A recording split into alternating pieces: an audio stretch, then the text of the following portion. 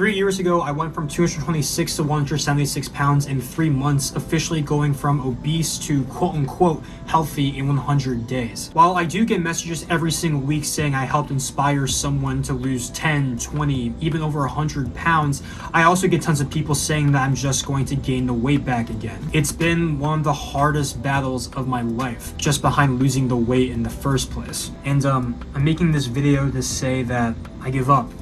I'm done. And you guys were right. Losing weight in the first place was just never worth my time. Oh, come on. You guys believe me? Really? Come on, guys. Come on. Mama didn't raise no fucking quitter, bro. Mama didn't raise no quitter. Recording this right now, I just lost 11 pounds this summer to get to 164. I'm exercising over 3 hours a day, and I'm in by far the best shape of my life. But it hasn't all been easy. And yes, I do believe that there is a significant chance I end up gaining the weight back in the future at some point. This video is going to talk about the reasons why and why everything hasn't just been, sunshine and rainbows, even though today is a very beautiful day. And also at the same time, I'm going to show you footage from a day in my life so that you get a sense of what I did this summer to lose fat and gain muscle. I'd love to tell you that everything's been easy for me, that I finally fixed my relationship with food once and for all, and that I'll never have to worry about it again. But much like the relationship status of two young adults who are afraid of commitment and are in a situationship, it's been really, really complicated. I call myself a recovering food addict. That sounds like a funny term, but seriously, I used to share a lot of the same symptoms as an alcoholic or a druggie or a crackhead. I was hyper reliant on my substance, so to speak, to be happy, in my case, food. I was in denial about how my addiction was an issue in the first place, and I experienced some intense forms of withdrawal both during that summer and even now as a result of trying to quit my addiction. And I'm making this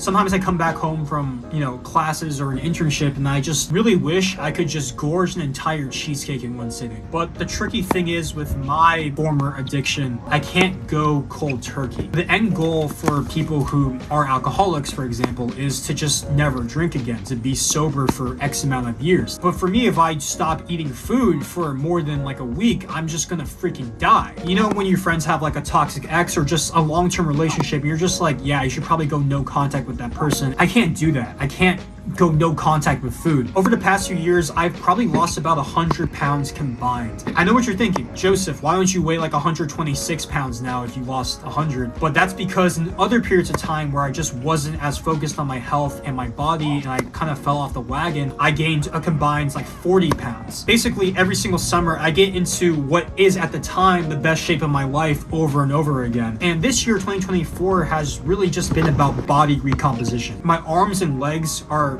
noticeably bigger. I don't know how this will look on camera. If it looks stupid, it's not going to be part of the video, but yeah.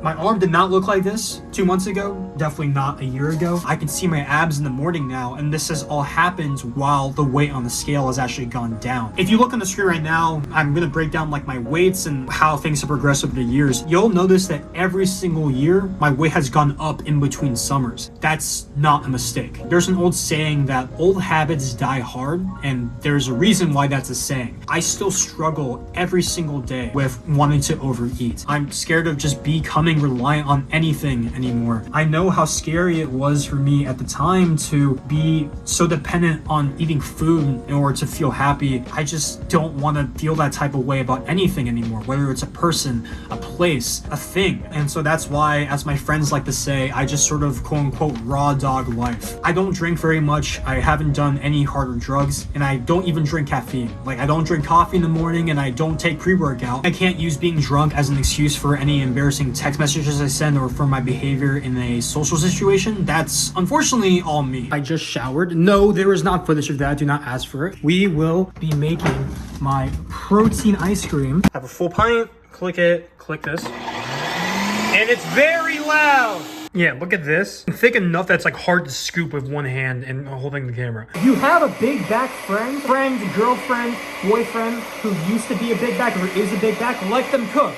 We know what we're doing. And another reason why I'm terrified of what the future holds, at least when it comes to my health, is that we'll never know what we'll actually want in 10, 20, 50 years time. The other day I was listening to a podcast about a guy discussing how his wife always told him from like the very first date they had that she never wanted to be resuscitated. Basically, if she ever had, some sort of medical emergency where, her heart stopped, she wanted her husband to let the doctors know that she was okay passing away because she didn't want to go through the pain of like fighting for a life where her well-being and her quality of life just wasn't the same anymore, that she would have to go through pain in order to just live day by day. And so decades later, she has a health emergency. Her husband looks at her and says, this is what we've been talking about for years. I'm in a position where I'm comfortable letting you die if that's what you still want. And to his shock, his wife says, no, I want to survive. I want to fight for my life. Like, do not put in a do not resuscitate order for me. That whole story, that whole example is just to show that you might think on paper for years and years and years and up to the point where you have to make an actual decision, you think that you'll behave a certain way. Who's to say that you can't just change your mind in a split second, just like that? I can't snap.